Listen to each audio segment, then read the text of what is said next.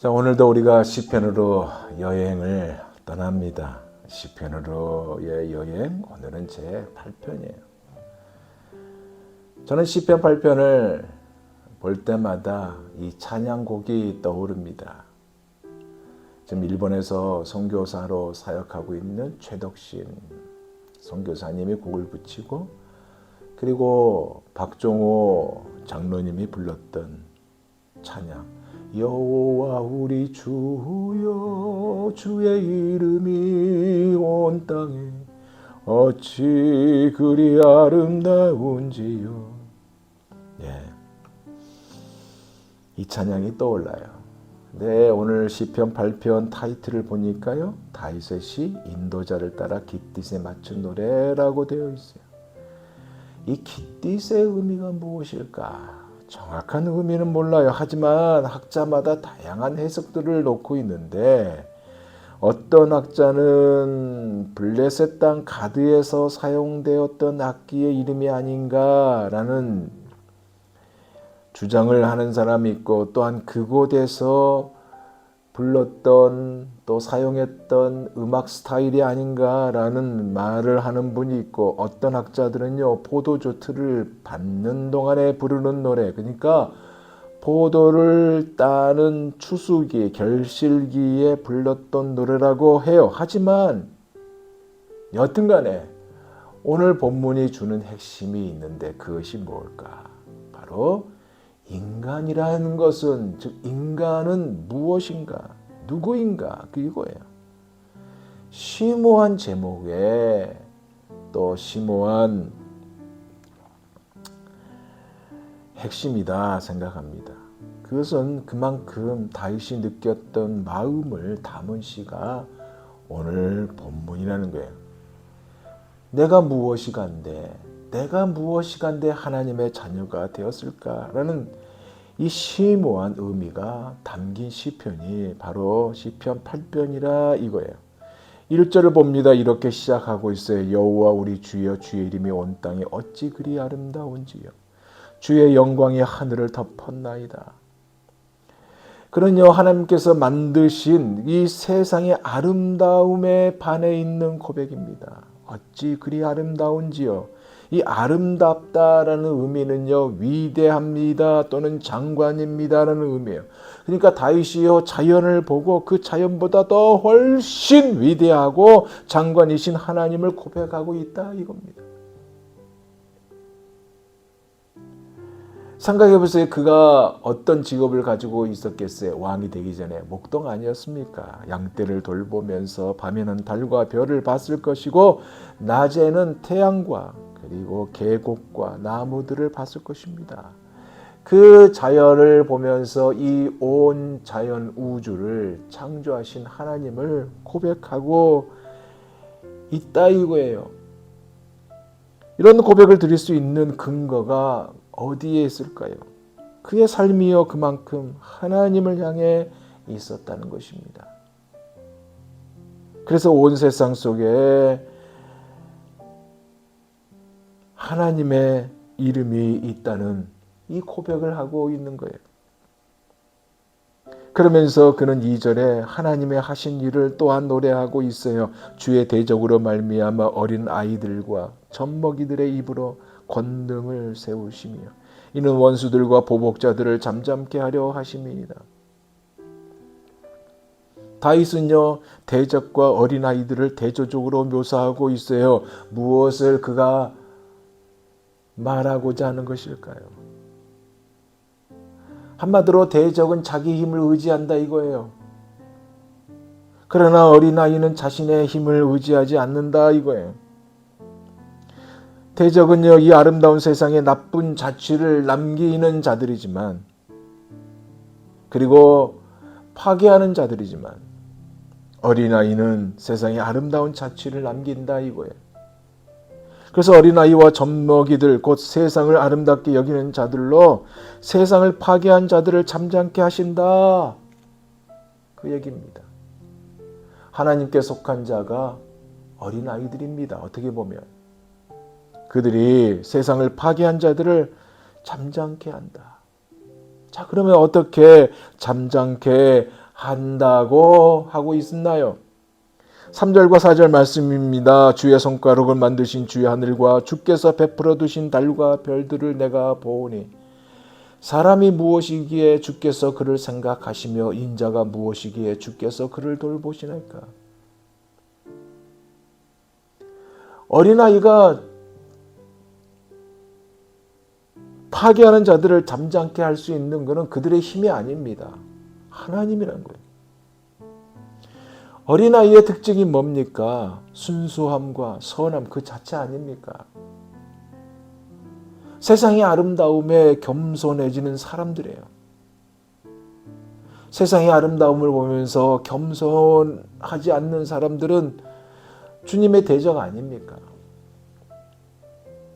천국에 들어간 자는 이 어린아이와 같은 자라고 주님께서도 말씀하셨어요. 무슨 얘기예요?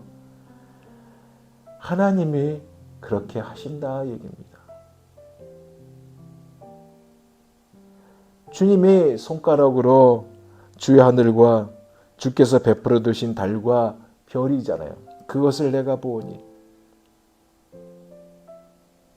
이 모든 것은 바로 나를 위해서, 우리를 위해서, 어린아이를 위해서 그렇게 하셨다. 천국을 소유할 수 있도록 하셨다. 천국에 들어간 자는 어린아이와 같은 자라고 주님께서도 말씀하셨어요. 그래서 하나님의 나라는요, 스스로의 선함이나 능력, 재능 등으로 들어가는 곳이 아니라 누군가의 전적인 도움을 받아서 들어가는 곳이에요. 이 누군가의 전적인 도움이 뭡니까? 바로 하나님의 전적인 도움. 그래서 어린아이는 주의 손가락으로 만드신 주의 하늘과 주께서 베풀어 두신 달과 별, 바로 이들을 위해서 지었다라고 감사하고 있는 거 아닙니까?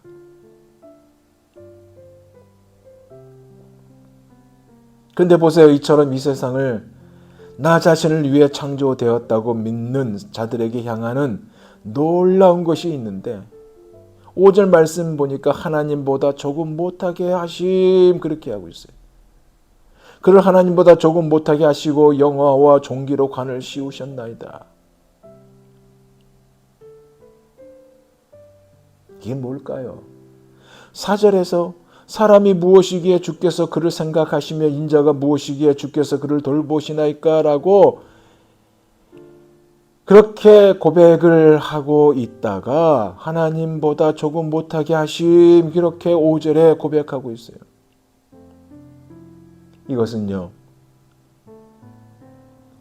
이 광활한 우주에 비해 인간은 참으로 보잘것없지만 이 인간이 결국 하나님의 관심의 대상이 된다는 사실을 노래하고 있어요. 그래서 주께서 자기를 돌보고 있다는 이 사실에 감격하고 있는 겁니다. 바꿔 말하면 우리를 포기하지 않는다 이거예요. 사랑하는 여러분을 우리 주님이 포기하지 않는다. 주께서 돌보심에 감격하고 있다 이 얘기예요. 우리를 포기하지 않는 가장 큰 것이 뭐예요? 우리를 구원하시기 위해서 독생자 예수 그리스도를 보내주셨다는 사실 아닙니까? 하나님께서 나를 위해 독생자를 보내주셨다는 이 사실을 믿는 자마다 이 4절의 고백은 지극히 당연한 겁니다. 사람이 무엇이기에 주께서 저를 생각하시며 내가 무엇이기에 나에게 영원한 천국, 영원한 하늘나라, 영원한 생명을 주십니까? 사람이 무엇이기에 주께서 저를 돌보시나이까? 그렇기 때문에 5절 이 말씀 안에는요, 그리스도의 놀라움, 그리스도의 그 역사하심을 노래하고 있다고 볼 수 있습니다. 그를 하나님보다 조금 못하게 하시고 영화와 종기로 관을 씌우셨나이다. 여기서 말하는 저는 인간을 말하고 있어요. 인간을 천사보다 조금 못하게 하셨다고 하면서 우리 인간을 하나님보다 조금 못하게 하셨다고 하는 그 의미가 뭘까요? 인간은 불과 같고 거짓이고 질그리시고 잠깐 보이다가 없어지는 안개와 같지 않습니까?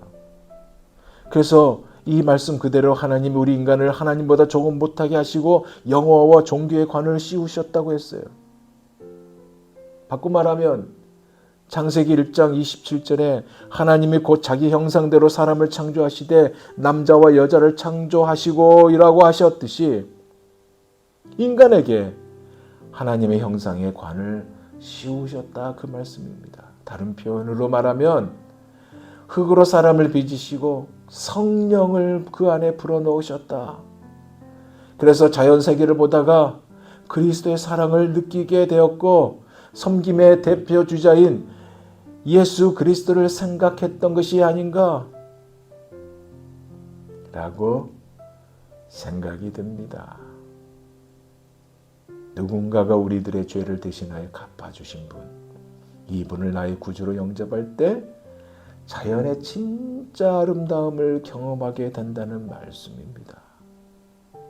그리고 그가 또한 앞으로 오실 메시아라는 거예요. 그래서 사람들을 섬기기 위해 세상을 창조하신 하나님께서 이제는 바로 죄인들을 섬기기 위해 메시아를 보내심을 깨달아. 그래서 그가 6절에 다시 한번 확증을 하고 있는 것을 엿볼 수 있어요. 뭐예요? 주의 손으로 만드신 것을 다스리게 하시고 만물을 그의 발 아래에 두셨으니 세상을 다스리신 주님이시고 만물이 그의 발 아래 두셨다는 이 사실 다스리게 하시고 라고 말씀하고 있어요. 근데 이 만물을 지으신 하나님이 사람이 그것을 다스리게 하셨다는 것. 만물은 하나님께서 우리에게 다스리라고 주신 것이다. 이 말씀. 그 종류가 뭐냐? 7절에서 8절입니다. 곧 모든 소와 양과 들짐승이며 공중의 새와 바다의 물고기와 바닷길에 다니는 것입니다. 자기가 양을 치고 있는 이 양도 하나님이 다스리도록 주셨다. 그리고 양을 치다가 지나가는 들짐승 또한 공중의 독수리, 새, 바다에 있는 물고기, 바닷길에 다니는 것들 다 하나님이 다스리도록 주신 것이다 라고 고백하고 있습니다. 그러면서 9절에 이렇게 마지막으로 다시 고백하고 있어요. 여호와 우리 주여 주의 이름이 온 땅에 어찌 그리 아름다운지요. 1절의 고백이 반복되죠. 그러나 9절에 이 반복된 1절과 똑같은 말씀이지만 9절은 감탄으로 마무리하고 있는 고백입니다. 바로 원하긴 오늘도요. 하나님께서 마음과 정성을 다하여 심어주신 삶의 자리에서 여호와 우리 주여 내가 무엇이기에 나를 생각하시며 나를 돌봐 주십니까? 라면서 이렇게 고백하며 사는 한날이 되기를 원합니다. 우리 하나님은요, 여러분을 늘 사랑하는 그 자리에 계세요. 여러분을 얼마나 존귀하게 여기는지 아십니까? 이 사실을 잊지 마시고 세상 아래 굴복하지 말고 당당하게 세상을 호령하며 하나님의 이름을 높이는 그러한 우리 모두가 다 되시기를 예수 그리스도 이름으로 축원드립니다. 기도하겠습니다.